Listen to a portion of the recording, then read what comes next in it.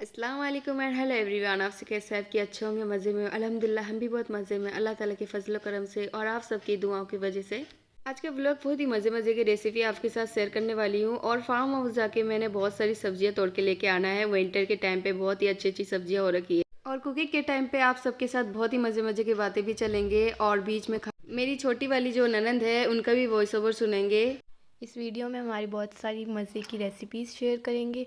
और अगर आप इस चैनल पे न्यू व्यूवर हो, आपने अभी तक चैनल सब्सक्राइब नहीं किया है तो प्लीज़ सब्सक्राइब करें, लाइक करें और साथ में बेल आइकन को भी प्रेस करें। सुबह सुबह के टाइम पे उठी थी और रीदा को स्कूल के लिए भेजा तैयार करके, और उसके बाद मैं फार्म हाउस में आ गई थी। बहुत अच्छे अच्छे बहुत ही खूबसूरत से वेजिटेबल्स हो रखे थे। जैसे कि मैंने दो सब्जियां ली, उसमें से मैंने ली पालक और बैगन।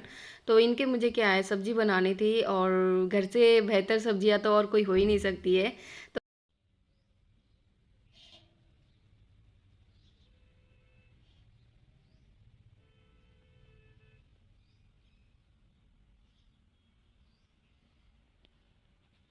सर्दी का मौसम आते ही हमारे फार्म हाउस पे बहुत सारे वेजिटेबल्स पापा पहले से ही उगाने लग जाते हैं।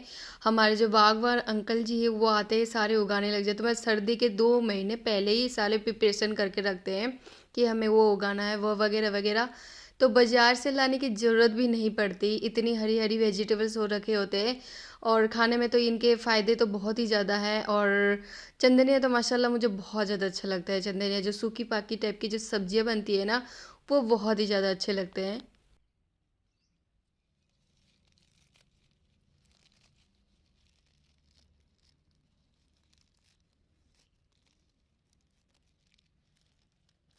जब भी हम अपने डॉक्टर अंकल जी के पास जाते हैं ना, तो वो हमेशा एक बात ही बोलते हैं, बेटा कि आप है ना आलू पालक की सब्जी खाया करो, वो बहुत ज़्यादा पेट के लिए सही होता है। तो वैसे ही हमारी आलू पालक की सब्जी तो हमेशा बनती ही है, लेकिन आज हमने सोचा कि आज पालक पनीर की सब्जी बनाई जाए।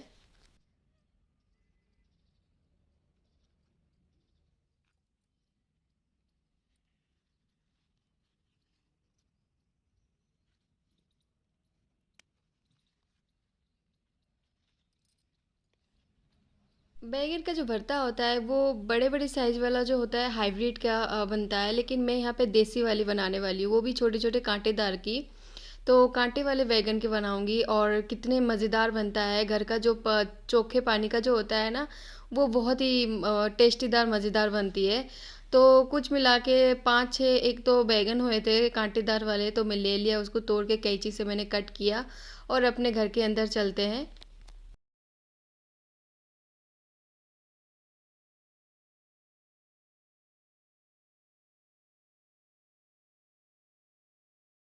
गेस्ट रूम में मैं पहले आई थी, तो गेस्ट रूम में मैंने जो भी पालक जो घास फूस वगैरह जो भी था ना, वो मैंने रख दिया। पापा उनको साइड में करके ना अच्छे से साफ़ करके देंगे मुझे।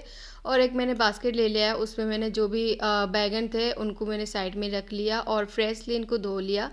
धोने के बाद इनको चार हिस्सों में कट कर लूँगी और इनके ऊपर थोड़ा थोड़ा नमक और तेल का इस्तेमाल करूँगी। तेल से क्या है, हमारे जो बैगन है बहुत जल्दी चूल्हे के आंच में अच्छे से पक जाते हैं, इसलिए मैं तेल के ऊपर से इस्तेमाल करूँगी। और नमक का क्या है कि बैगन फीका ना लगे, इस वजह से मैंने नमक अंदर से स्टफिंग कर दिया है।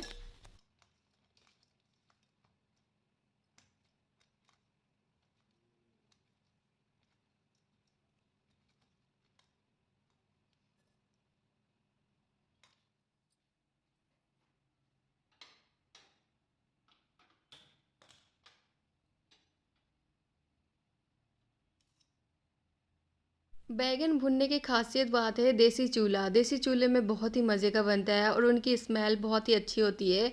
लेकिन देसी चूल्हा तो नहीं है, लेकिन बनाने में कुछ तो टाइम लगता नहीं है। अभी सर्दी का मौसम हाल है, कुछ चल रहा है, तो बहुत जल्दी हम चूल्हे बनाने वाले हैं। और सर्दियों में अब हम खाना भी बनाएंगे चूल्हे में। और चूल्हे से फ़ायदेमंद और कुछ भी नहीं है। तो गैस में अभी जब तक हमने मतलब बैगन को भूनने के लिए रखा है, तब तक हम चलते हैं रेसिपीज़ बनाते हैं। पहले वाली वीडियो में आपने सबने देखा होगा कि 250 ग्राम का पनीर का मैंने थोड़ा सा बचा हुआ था, जो अभी मैं 250 ग्राम के पनीर का आधा हिस्सा, उसमें मैं यहाँ पे पनीर कद्दूकस किए हुए सब्जी बनाने वाली हूँ और कुछ तो पालक पनीर बनाने वाली हूँ। हमारे मेंबर्स अभी कम हैं, उस हिसाब से मैं बनाने वाली हूँ। और उसके बाद देखो बैंगन जो है बहुत अच्छे से मतलब सीज गए हैं बहुत ही अच्छी तरह से। तो उसके ऊपर मैंने ढक लगा दिया है और साइड में हमने एक बार रख दिया है। तब तक मैं कद्दूकस के हवा जो पनीर है उनकी भुर्जी टाइप सब्जी बना लेती हूँ। रिदा के पापा जी को खाना है स्पाइसी, तो स्पाइसी के लिए मैंने यहाँ पे भर भर के मिर्ची डाला है। उनको नॉर्मल सब्जियाँ बिल्कुल भी पसंद नहीं है, इसलिए मैंने लाल मिर्ची का इस्तेमाल 2-3 चम्मच तक किया है। और जो आपने पेस्ट देखा था उसमें मैंने अदरक लहसुन और हरी मिर्च इनका पेस्ट मैंने ही इसमें शामिल करके डाला हुआ है। और जो भी हमारे पास रेगुलर मसाले होते हैं वो सारे ऐड किए थे। और थोड़ा सा गरम मसाला और यहाँ पे शिमला मिर्च भी इस्तेमाल किया है। और उसके बाद हमने गार्निश कर दिया हरिया धना के बाद फिर हमारी सब्जी जो बन के होगी तैयार। आज तो खाना बनाने में बहुत ही ज़्यादा मसला ही मसला हो गया था। रोटी बनाते बनाते टाइम पे मुझे बहुत ज़्यादा लेट भी हो गया था। बीच में मैं चली गई थी फार्म हाउस पे, वहाँ से पालक कटिंग करने के लिए, बैगन कटिंग करने के लिए। और दिन ऐसे कि छोटा है तो टाइम कैसे निकल जाता है पता बिल्कुल भी नहीं चलता है। और रिदा के जो पापा जी थे बहुत ही ज़्यादा गुस्सा हो गया, उनको गुस्सा बहुत ज़्यादा आ गया कि अभी तक आपने हमारा टिफ़िन बॉक्स तैयार नहीं किया और अभी तक हमारा ब्रेकफास्ट भी नहीं आया। क्या कर रहे हो आप? आज आपने हमें मुझे बहुत ज़्यादा लेट करवा दिया। मैंने फटाफट से इतनी जल्दबाजी में खाना बनाया कि पता नहीं आज कैसा मतलब सब्ज़ी तो बहुत ही अच्छी बनी थी। लेकिन जो मैंने ऑमलेट बनाया था उनके लिए, ऑमलेट वो उनको एग्जैक्टली अलग अलग सा शेप में पसंद है। लेकिन मैंने क्या किया, ऑमलेट के ऊपर ही मैंने ब्रेड का स्टफिंग करके उनको दे दिया। जल्दबाजी में क्या करेगा काजी क्या करेगा पाजी, ऐसे ही कुछ मैंने आज का ट्विस्ट खाने में लेके आई हूँ।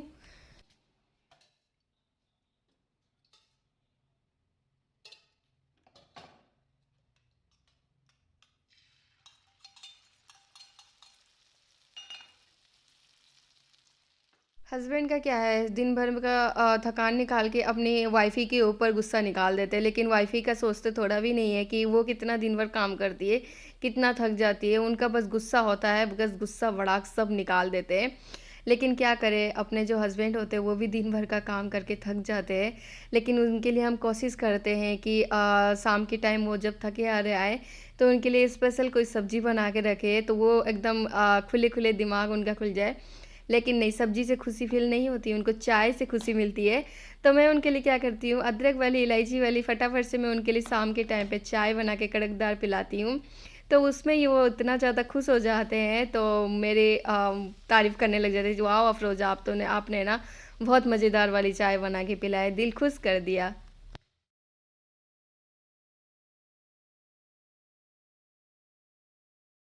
हस्बैंड वाइफ के बीच में थोड़ी बहुत तो नोक-झोंक चलती है। अगर शादी में अगर मज़ेदार खट्टी-मीठी बातें अगर नहीं चले तो वो रिश्ता रिश्ता ही क्या है।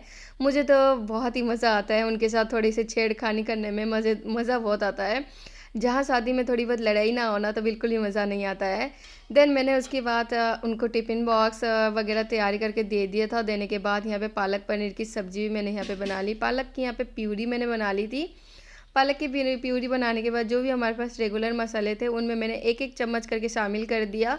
और उसके बाद नमक अपने टेस्ट के हिसाब से शामिल किया।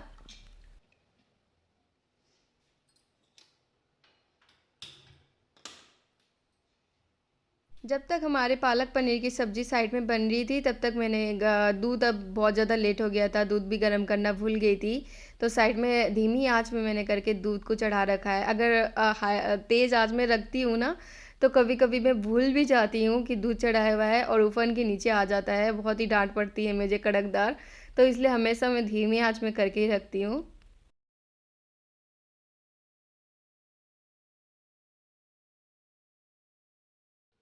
अब जो बैंगन थे, बैंगन का छिलका उतारने के बाद बैंगन 3 बैंगन खराब निकल गए और बाकी के जो बैंगन बचे हुए थे, उन्हीं के मैं भरता बनाऊँगी। तो इनको हिमानदिस्ता से मैं अच्छे से कूट लूँगी।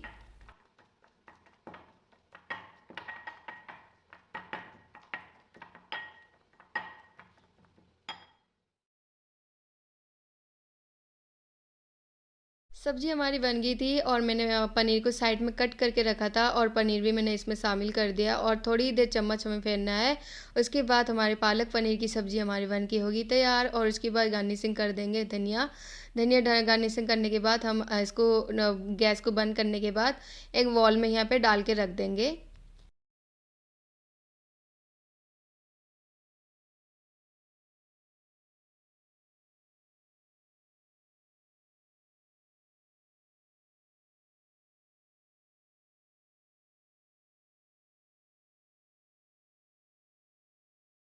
आज कामों में इतनी ज़्यादा मसरूफ़ हो गई कि आज सुबह कल पूरे दिन चला गया, मम्मी-पापा का कॉल नहीं किया है और मम्मी-पापा मुझे बहुत ज़्यादा डाँट लगाते हैं कि अफ़रोज़ा आप ऐसे क्या बिज़ी हो जाते हो, आप हमें फ़ोन ही नहीं लगाते हो।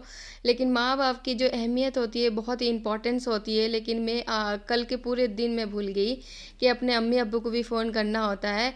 आज सुबह-सुबह उठते ही जैसे सुबह-सुबह फ़जर के टाइम पे उठा, पहले रिदा को रेडी किया, उसके बाद भेजा। फ़जर का नमाज़ भी पढ़ा और उसके बाद मैंने मम्मी को फ़ोन किया। मम्मी तसल्ली फ़ील करती कि बेटा आप पूरे दिन फ़ोन नहीं करते हो ना तो हमें हमारा बिल्कुल भी मन नहीं लगता है। इतनी दूर रह के भी अपने अम्मी-अब्बू जो होते हैं वो बहुत ही याद करते हैं हमें और मुझे भी बहुत ज़्यादा उनकी याद आती है। लेकिन क्या करें इतने दिनों के बाद हमें जाना पड़ता है। रिदा की अब समर वेकेशन में अब जब से इंशाल्लाह छुट्टियाँ होगी तभी हमें जाने का मौका मिलेगा।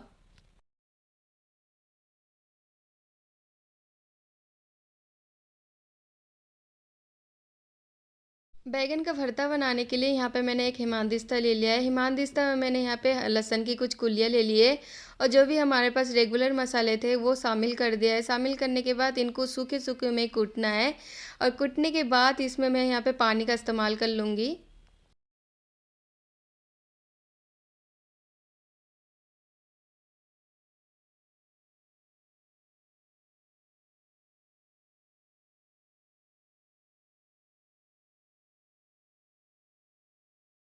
पता नहीं मेरी वीडियोस में कहाँ कमी रह जाती है, लेकिन मैं कोशिश पूरे दिन लगा के करती हूँ कि मेरी वीडियोस ऑडियंस को बहुत ज़्यादा पसंद आए और मुझे सब्सक्राइब करना बिल्कुल ना भूलें।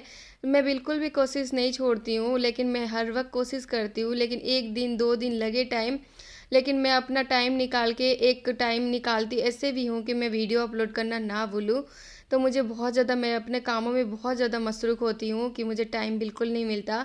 लेकिन मेरे ऑडियंस और सब्सक्राइबर के लिए मैं टाइम निकाल के अपना वीडियो अपलोड करना बिल्कुल भी नहीं भूलती हूँ।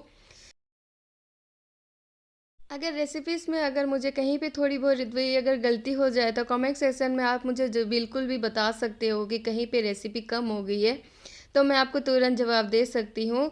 और उसके बाद हमारे जो बैंगन का भरता है यहाँ पे बन के होगी तैयार और बैंगन का भरता है ना, हमेशा चावल के साथ खाते हैं ना, हमें बहुत मज़े का लगता है। मैंने साइड में कुकर में मैंने चावल भी चढ़ा रखा है क्योंकि मुझे बैंगन का भरता चावल के साथ बहुत ही मज़े का लगता है। और राजस्थान पे तो हमारे दोपहर के टाइम पे रोटी के साथ ही खाते हैं, तो रोटी के साथ भी रोटी के साथ भी सर्व करने वाली हूँ। देन मेरे और ईदा की यहाँ पे थाली बन के हो गई है तैयार और हम खाएँगे मज़े-मज़े की रेसिपी। और आप सबको देख के हमारा वीडियोज़ कैसा लगा, अच्छा लगा तो कमेंट सेक्शन में ज़रूर जवाब देना। और ये था हमारे लज़ीज़-लज़ीज़ के रेसिपीज़ और मेरी ननद की वॉइस ओवर भी आपने सुना होगा, तो मैं अपनी नानी सास के घर पे यहाँ पे आई थी, तो वहीं पे मैं वॉइस ओवर अपना सुना रही हूँ। हमारी राजस्थानी थाली बन के हो गई है तैयार, लेकिन राजस्थानी थाली में ना एक चीज़ की कमी है, दाल बाटी चूरमा। तो इंशाल्लाह मैं आप सबके साथ बहुत जल्दी ये रेसिपी शेयर करने वाली हूँ। दाल बाटी चूरमा बनाने की मेरी बहुत ही चाह है। सर्दी स्पेशल में बहुत ही मज़ेदार से खाते हैं। एक बार की बात है मैंने दाल बाटी चूरमा मंगाई थी और खाया था, बहुत ही मज़े का लगा। तो इंशाल्लाह आप सबके साथ ज़रूर मैं शेयर करने वाली हूँ।